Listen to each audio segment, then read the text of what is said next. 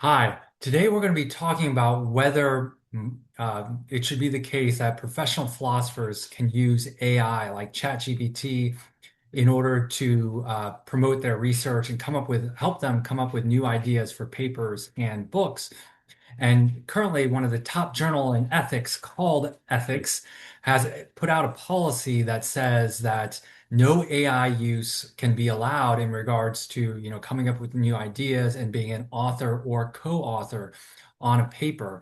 And should that be the case or not? So today, me and or Garrett and I are going to get into it and talk about it. And we should first say that, for students, this is a little different because for students, students should be learning how to think for themselves. That's why there's no AI. You're not supposed to be using AI for philosophy papers. But what about for professional philosophers? And I'll start it out by putting my view that I think, journals and, should allow professional philosophers to use AI because if our quest is to find the truth, and that's our ultimate aim, then and AI can help us in doing that, then we should be able to use it. So an analogy is like in World War II when we were trying to break the Nazi code. It would be nice if the human mind could do it all by ourselves. But Alan Turing inventing computers in order to help break the Nazi code, that was a good thing and achieved the ultimate end.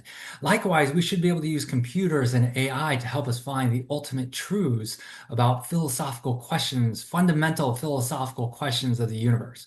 All right, so I'll pass it on to Garrett now.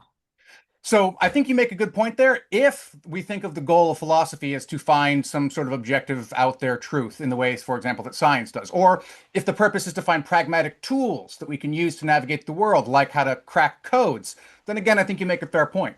But it's not necessarily clear to me that the point of philosophy, or as a whole, or at least even certain subdisciplines of philosophy, the point is to find truth. Maybe it's more to find wisdom. And you only get that by going through the process. And in that respect, I think a professional philosopher is still basically like a student. And for the same reason that we don't want our students using AI, professional philosophers shouldn't, because it is about the journey, not the destination. And the process of working through it, either as a writer or as a reader, is what you should be going in there for. And that's how you get what you really want out of philosophy. It's not some shortcut to the truth.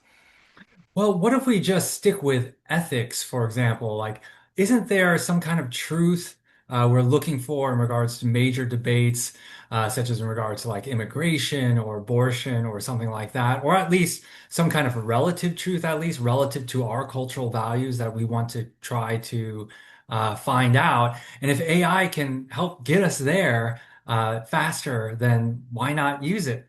Yeah, I certainly wouldn't want to suggest that there's no truth in ethics or that it's all just a matter of opinion or something like that. But at the same time, I do think it is important to recognize that, again, the purpose of a philosophy journal, and in particular, again, a professional philosophy journal like Ethics, which is trying to highlight the best work in ethics, it's going to be aiming at something that is more than just here's a collection of facts about immigration policy, for example, or medical facts about abortion or something like that that you need to know. That's important information, and I think there is a role for AI to be used in that, in terms of bringing it all together and analyzing it in a way that's comprehensible and it's digestible that a philosopher could use. Mhm. But ultimately, the process of using that information to create an argument in favor of a point is, I want to say, fundamentally a humanistic endeavor. And now, that's not to say that it could never be augmented or should never be augmented by artificial intelligence. But right now, at this particular stage that we're at, where things are developing in a way where there's a lot of uncertainty, there's a lot of concern about things like hallucinations,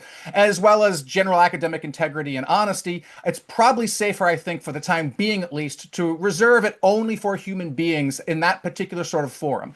If a philosopher wants to go and do a blog post where they share their authorship of their ideas with AI, by all means, go right ahead. As long as they disclose it, I'm entirely in favor of that. But there should be certain spaces, especially in the upper tiers, that are, for the time being at least, reserved just for human beings to do human work.